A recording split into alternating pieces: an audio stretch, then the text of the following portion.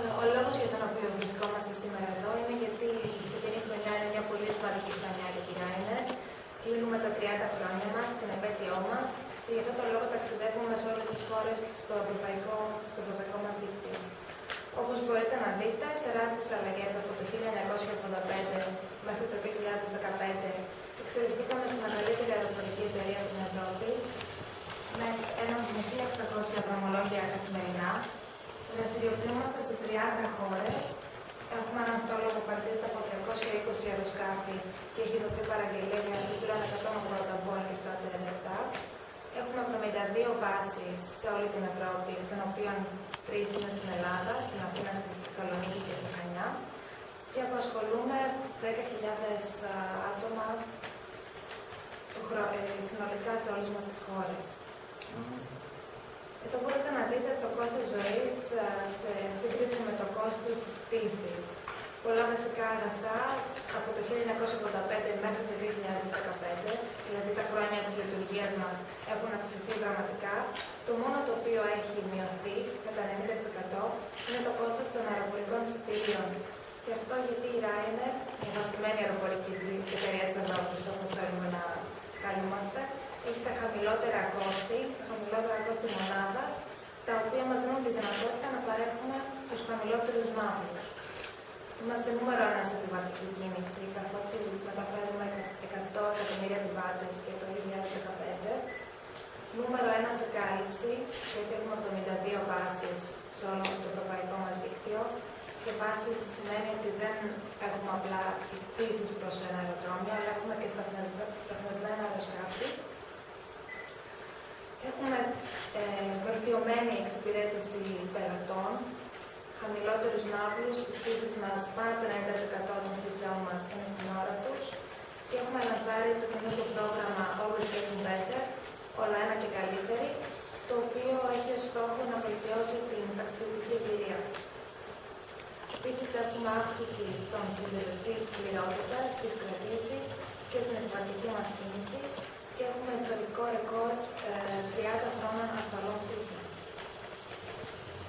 Όπως ανέφερα και προηγουμένως, έχουμε τη νούμερο 1 κάλυψη στην Ευρώπη με 72 βάσεις και 189 αεροδρόμια, 30 χώρες σε σύνολο και 100 εκατομμύρια πελάτες για το 2015. Χαμηλότερη ναύλη στην Ευρώπη από την Ryanair. Ο μέσος ναύλος μας διαμορφώνεται στα 46 ευρώ. Όπως βλέπετε, μας κάνει ακόμα πιο ανταγωνιστικούς και από τις υπόλοιπες low cost εταιρείες. Ενώ ο μέσος ναύλος των ανταγωνιστών μας διαμορφώνεται στα 163 ευρώ. Αν κάνουμε κάποια μαθηματικά με το μέσο ναύλο της Ryanair και των ανταγωνιστών μας, θα δούμε ότι υπάρχει εξοικονόμηση 117 ευρώ. Αν το πολλαπλασιάσουμε αυτό με τα εκατομμύρια των επιβατών που μεταφέρουμε, μας δίνει εξοικονόμηση 11,7 δις. Όλα ένα και καλύτερη, όπως ανέφερα και προηγουμένως, είμαστε στο δεύτερο στάδιο του προγράμματός μας Always Getting Better, το οποίο έχει ως στόχο να βελτιώσει αισθητά την ταξιδιωτική εμπειρία. Για παράδειγμα, έχουμε περισσότερα δρομολόγια, πτήσεις και προορισμούς, δυνατότητα κράτησης δρομολογίων νωρίτερα και βελτιωμένα ωράρια, αναβαθμισμένη ιστοσελίδα, μέσω της οποίας μπορείτε να κλείσετε την πτήση σας με 5 κλικ και εφαρμογή για κινητά και ηλεκτρονικές κάρτες επιβίβασης. Επίσης, έχουμε λανσάρει το Family Extra προϊόν μας, το οποίο είναι ειδικά διαμορφωμένο για τις ανάγκες των οικογενειών, έχει μειωμένα περίπτωφων, δωρεάν 5 κιλά νεοπρέπη. Και η τρίτη οικογενειακή πτήση κάθε χρόνο έχει 20% έκπτωση. Άλλο ένα προϊόν το οποίο έχει εισπράξει ιδιαίτερη προσοχή είναι το Business Class. 27% των επιβατών μας πετάνε για επαγγελματικούς λόγους. Γι' αυτό και είναι ειδικά προσαρμοσμένο προς τις ανάγκες τους. Εν μέρει αυτού του προγράμματος καλύπτουμε περισσότερα κεντρικά αεροδρόμια. Έχουμε βελτιωμένα ωράρια φιλικά προς τους επαγγελματίες και συνεργαζόμαστε πλέον και με συστήματα κρατήσεων. Η Ryanair είναι νούμερο 1 αεροπορική εταιρεία στην Ευρώπη και αυτό γιατί στις περισσότερες ευρωπαϊκές χώρες λαμβάνει την πρώτη θέση, όπως βλέπετε. Στην Ελλάδα είναι ακόμα το νούμερο 2, αλλά ευελπιστούμε ότι υπό πορεία μας τα επόμενα χρόνια θα το ανατρέψει. Έχουμε τη νούμερο 1 ανάπτυξη σε επιβατική κίνηση στην Ευρώπη. Για το έτος 2014 ήμασταν στα 90 εκατομμύρια επιβάτες και μέχρι το έτος 2024 υπολογίζουμε ότι θα μεταφέρουμε 160 επιβάτες. Εκατομμύρια. 160 εκατομμύρια, με συγχωρείτε. Το νέο Boeing 737 Game Changer είναι το νέο μας αεροσκάφος. Έχει δοθεί παραγγελία το Σεπτέμβριο του 2014.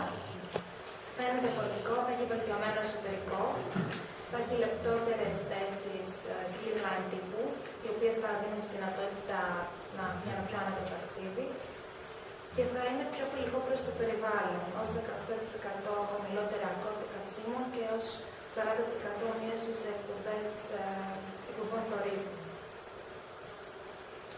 Η Ryanair είναι νούμερο 1 εταιρεία της ανάπτυξης στην Ελλάδα αυτή τη στιγμή και σε πτήσεις εσωτερικού και σε πτήσεις εξωτερικού. Η ανάπτυξή μας προσπερνάει τους ανταγωνιστές μας το χειμώνα και αυτό που εννοούμε είναι ότι όταν οι ανταγωνιστές κόβουν δρομολόγια το χειμώνα λόγω έλλειψης τουρισμού, εμείς εξακολουθούμε να έχουμε συνδέσεις και δρομολόγια. Χαμηλή ναύλη φέρνουν περισσότερες πτήσεις, με και μεγαλύτερη οικονομική και τουριστική ανάπτυξη, κάτι το οποίο είναι ιδιαίτερα σημαντικό για τη χειμερινή περίοδο. Η παρουσία της Ryanair στην Ελλάδα αποτελείται από 3 βάσεις, 11 αεροδρόμια, περισσότερα από 90 δρομολόγια, 4,5 εκατομμύρια πελάτες το χρόνο και μια εξοικονόμηση των 470 εκατομμυρίων ευρώ το χρόνο. Η παρουσία μας στην πρωτεύουσα στην Αθήνα έχουμε 4 αεροσκάφη στη βάση, 12 δρομολόγια για το καλοκαίρι του 2015, 6 δρομολόγια μπορείτε να δείτε. Έχουμε βγάλει προς Βουδαπέστη, Σαντορίνη, Μπρατισλάβα, Σορλεροάρο, Μιτσαμπίνο και Βαρσοβία. Και χθες ανακοινώσαμε και το νέο μας χειμερινό δρομολόγιο προς το Βερολίνο. Η παρουσία μας στη Θεσσαλονίκη, έχουμε ένα αεροσκάφο στη βάση. Η βάση μας εδώ είναι από πέρυσι, από το 2014. Εξυπηρετούμε 17 δρομολόγια και το καλοκαίρι του 2015 και έχουμε ένα νέο δρομολόγιο προς Παρίσι Βοβέ, το οποίο δεν υπήρχε το καλοκαίρι του 2014. Μεταφέραμε 1,6 εκατομμύρια επιβάτες στη βάση και συντελέσαμε στην δημιουργία 1.600 παράπλευρων θέσεων εργασίας. Okay, I'm going to take over here. I'm sorry it will be in English, but Dimitra will translate. This slide here we think is very interesting because when you consider the extent to which Greece relies on tourism or should rely on tourism, should exploit your natural attractions, the performance of Greek airports such as Athens compared to other airports throughout Europe by reference to population is really poor. Μπορείτε να δείτε πως η Ελλάδα, μια χώρα με τέτοια τουριστική, με τέτοια κάλυψη, με τέτοιο τουρισμό, θα έπρεπε κανονικά να έχει πολλούς περισσότερους επιβάτες. Όταν δείτε σε σύγκριση με τις υπόλοιπες μετρόπολεις στην Ευρώπη, είναι πολύ χαμηλά το ποσοστό. When you look at Dublin, a country with some shared characteristics with Greece, but you have a much better climate, much nicer architecture, and a lot of attractions. And if you consider that Dublin has 21 passengers per head of population, and Athens 4, and Thessaloniki 5, something is wrong. And while something is wrong, there is huge potential, great potential, instant potential for Greece, for Athens, and for Thessaloniki. And that's what we were speaking to the government about this morning. What is wrong? You tell me. I don't know. I'll reveal the secret shortly. Αν πάρουμε για παράδειγμα την περίπτωση του Δουβλίνου που έχει κάποια κοινά χαρακτηριστικά με την Θεσσαλονίκη και όσο έχει να κάνει με τον πληθυσμό, θα δούμε ότι είναι πολύ τεράστιες, πολύ μεγαλύτερες οι συχνότητες και οι επιβάτες που έχει έχει περίπου 21 εκατομμύρια επιβάτες, ενώ η Θεσσαλονίκη έχει 5,2 εκατομμύρια επιβάτες. Το ποσό είναι πολύ μικρό και φυσικά είναι πολύ αρνητικό αυτό για την Ελλάδα, γιατί θα μπορούσε να έχει πολύ μεγαλύτερη ανάπτυξη λόγω του τουρισμού. Παρ' όλα αυτά, θεωρούμε ότι υπάρχει τεράστιο περιθώριο ανάπτυξης, αρκεί να γίνουν οι σωστές κινήσεις, και αυτός ήταν και ένας από τους λόγους για τους οποίους επισκεφτήκαμε τη νέα κυβέρνηση σήμερα το πρωί στην Αθήνα. The mathematics are very, very compelling. Every tourist, and this number is from the Canary Islands, so every tourist from a study in the Canaries spends 1,000 euros.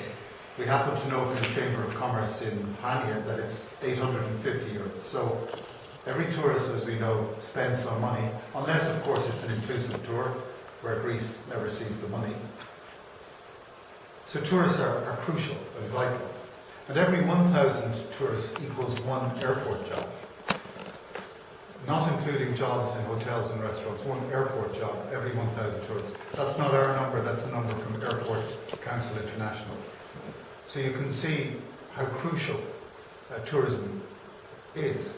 You take 1 million passengers. 1 million passengers equals about 300,000 tourists.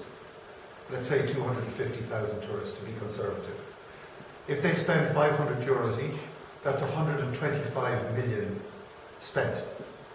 If you take that in taxes, VAT at around 20%, it's over 20 million in VAT. That's what 1 million tourists will do, and they will create 1,000 jobs. Right where they're needed. This is a country I understand with youth unemployment close to 60%.